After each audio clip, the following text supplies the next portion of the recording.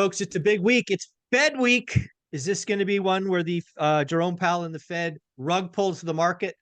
Are they going to come out and do something unexpected? What's the press conference? What's the press release? All of this great stuff. You know we got to talk about this with Taylor from LifeGoal Investments, man. How you doing? Heck yeah, this is going to be a fun one. Big week, no doubt.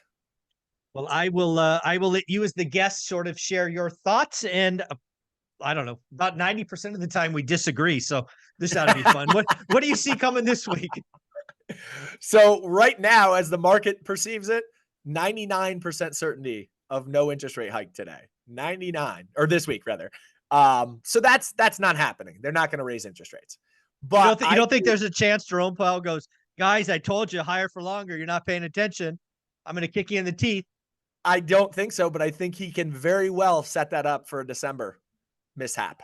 And I think that's coming, honestly. Right now, the market perceives about a 20% chance that we get a movement in December.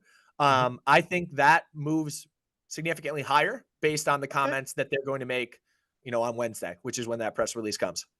So you're talking Wednesday afternoon, quite possibly Thursday morning.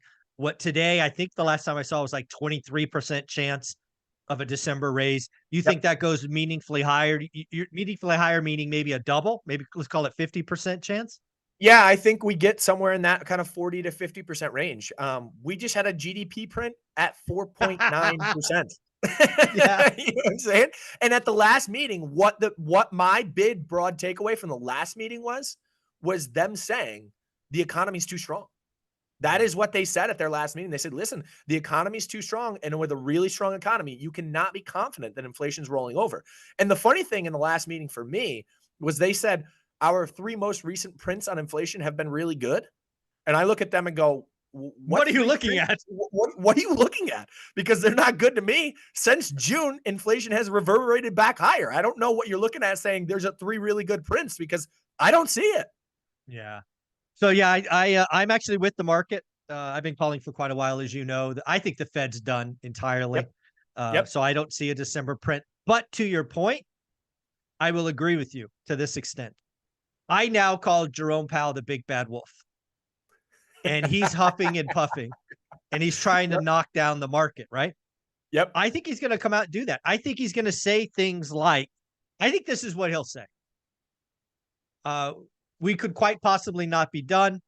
I personally think another rate hike in the next 2 or 3 meetings is quite possible because I personally, again, if he's going to be the big bad wolf, he doesn't want to put all his chips on December because then we get to December and he does nothing. The market rips. So I think he's going to paint a broader picture. I could see us, tweaking on the, heading into Q1, or he's going to try to extend the duration. That way the market keeps nervous about the big bad wolf at the door. I don't think he's going to put his chips on December. That's really well put. And that's likely what you will see. I totally agree with you there because, again, what they don't want to do ever is back themselves in a corner where they have to make a decision and the market's going to react meaningfully if they make the decision or if they don't make the decision that they've led on to believe. So I totally agree. And, ever since July 31st, the market peaked. And we've had some real movement downwards. Apple, specifically being the largest company in the world, is down 15% since July 31st. I think they report Thursday after hours this week, I think. Thursday. Yep. And that's a big one. What's going on overseas? They get a meaningful percentage of their income revenue coming from overseas countries. And are we seeing a meaningful slowdown in China affect Apple? Like, those are real questions that will be addressed on Thursday. And the earnings that have come out thus far across tech companies have been okay. They've been mixed, right? Google got torched. Yeah, Google got the company that I'm looking at for my first inkling of China is, surprisingly enough, Starbucks. Starbucks the last 5 or 6 quarters has been that kind of, the way to look inside China. So I think they report tomorrow, I think. So that'll give. Yeah, it's this week. I think it's tomorrow, Tuesday before, or maybe it's today after. Anyways, they report this week. Yep. I'm looking for Starbucks, not so much North America, but China, right? Is the consumer coming back? Like, you just saw some reports from some casinos in Macau. I forget who it was. A little, higher demand. It's like they're finally getting out of their comfort zone. Obviously, they have the residential collapse nonsense going on with Country, the second Evergrande. Yep. blowing up right now. So the Yep. Chinese economy is in trouble. So I'm going to look to Starbucks for China consumer, I guess. And yeah, what's interesting there is you have to take what China reports with a grain of salt, right? At least that's what we're Always, told. always. At least that's what we're Yeah. told. You got to take it with a grain of salt, and I think that's a very fair assessment, right? The numbers could be slightly doctored, but guess who's not going to doctor China numbers? Starbucks. Starbucks. Exactly. They're going to call it how it is. And again, people should go back and look. It was 6 quarters ago where Starbucks told us the Chinese consumer is I was going to say tapped out, but that's not what they were saying. Not spending, right? The Yep. Chinese consumer is not tapped out. They're just not spending. Yep. Their wealth is tied up in real estate. That they have now lost faith in that. So they just stopped spending. That's what Starbucks told us 6 quarters ago. So they're a And bellwether for China. guess when you start to see savings rates pick up? What part of the economic cycle before you go into recession? People start to say, Exactly. okay, I'm going to start hoarding cash because it seems like things aren't as good with my job or whatever it is. Yeah. So let's talk about the Fed as we wrap up this first episode. This I laughed when you said this because it was almost comical. The Fed gets a 4.9% GDP print.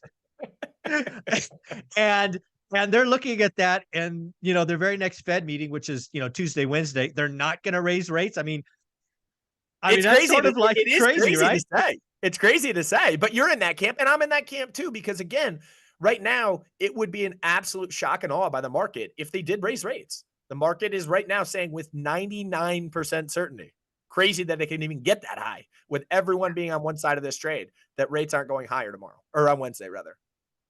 Yeah, and I also looked at the 4.9, kind of the makings. It was across the board. It wasn't like it's all government spending or all consumer or all. I mean, inventory was building. I mean, Yep. everything. It was a relatively clean number. And the funny thing is on social media and in the news, whatever it might go, people say, yeah, but what about inflation? It's like, no, that's a real GDP number. That's Yeah, it's accounting for inflation. yeah, real, not Yeah, nominal, real. right, Yeah, it's right, right. pretty amazing. So Fed week this week, they're gonna. So you like the big bad wolf analogy? It's gonna kind of keep the market on Totally. its toes. Totally, totally, totally. And I do think that December is a real meeting Oh where yeah, again, we'll get closer to it and things will become more formalized and crystallized going into it because that's what they generally try to do is pull the market in their direction, whatever it is that they intend to do via the Fed representatives speaking in certain ways, etc. But yes, I think that December is going to be live. This okay, one's not. And then yeah, going into the next year, I think that we're going to have live meetings until live meaning they might actually yeah, move a real until we decision. get Yeah. some sort of clarity that inflation is subsiding or our economy starts to slow down, whatever it might be. And we're going to talk, I think, in the next Mhm. episode Yeah. about how quickly the economies have shifted historically going into recessions. We will definitely make that episode too. So again, when you look at what the Fed's doing as far as Fed rate increases, I think you're saying they're not quite done. So terminal rates at least one, if not two moves ahead. Is that what you're saying? Yeah, I think that one is needed, and I know I'm not in consensus view with this right now, but if you get listen, it's not about where inflation is; it's about the rate of change in inflation, and the Yeah. rate of change just went from 12 straight months coming down into June to True. now for 4 straight months, it's moved in the other direction. Yeah, it is definitely a rate of change. Also, consumer expectations that jumped last week as well. I think now consumers are expecting roughly 4%, where it was trending mid threes. And So again, and if the and that consumer is expects it, yeah, sorry to cut you off. That is a self-fulfilling prophecy. If people exactly. think inflation's going higher, they force it higher. And the same on the other side. No, you get it. Taylor, where can people find you? Yeah, find us every day on Instagram and on TikTok, putting out 60-second videos breaking down what's the most important thing to talk about in the economy and finance for that day. Yeah, you're doing an amazing job. I try to forward or whatever it's called, share, whatever it is, all the ones Yep. that you put out. So keep it up, man. Appreciate the heck out of you.